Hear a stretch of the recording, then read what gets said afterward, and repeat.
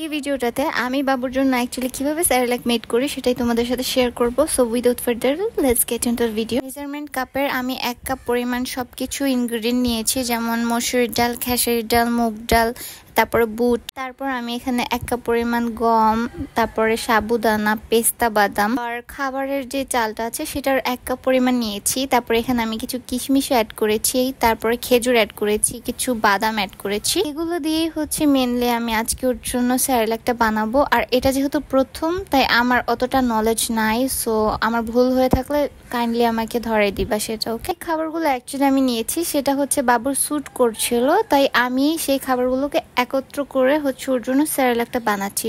প্রত্যেকটা বেবি যেহেতু আলাদা, ওদের খাবারের টেস্টও কিন্তু আলাদা হবে। আপনার বেবির কোন খাবারটা অ্যালার্জি আছে, কোন খাবারটা অ্যালার্জি নাই, সে অনুযায়ী এখানে ইনগ্রেডিয়েন্ট কম বেশি করে নিতে পারবেন। তো এদিকে আমি সুন্দর করে এগুলোকে ধুয়ে নিয়েছিলাম, তারপরে পানি ঝরিয়ে নিয়েছি, একটা চালনির মধ্যে করে আমি শুকাতে দিয়েছি।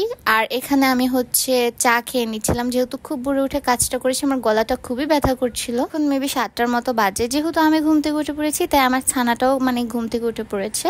ও আমার সাথে সাথে ঘুম থেকে উঠে পড়ে, অনেক বেশি দুষ্ট হয়ে গেছে। আর করার ওকে আমি ওয়াকারের মধ্যে খেলতে বসিয়ে দিয়েছিলাম, আর ওকে আমি হচ্ছে একটা খেজুর দিয়েছি হাতে যেন ও খায়, কিন্তু সে তো এটা খাবে না। তাকে খাবার দিলে সে হচ্ছে সেটা ফেলে দেওয়া ট্রাই করে, তো এখানে সে পুতুলটাকে খাবার খাওয়াচ্ছে দেখো। তো বাবুকে আমি ওয়াকারের মধ্যে বসিয়ে দিয়ে আমার জন্য একটা হেয়ার সিরাম অথবা হেয়ার স্প্রে তৈরি করতে চলে যাচ্ছি। এখানে আমি মেথি নিয়েছিলাম কিছুটা পরিমাণ, সারা রাত ভিজিয়ে রেখেছি, আর সেই পানিটা দিয়ে হচ্ছে সিদ্ধ করব। এর মধ্যে আমি কালো জিরা দিয়ে দিচ্ছি, আর তারপর এখানে আমি অ্যাড করব রোজমেরি, যেটা অনেক বেশি উপকার হেয়ার ফলের জন্য।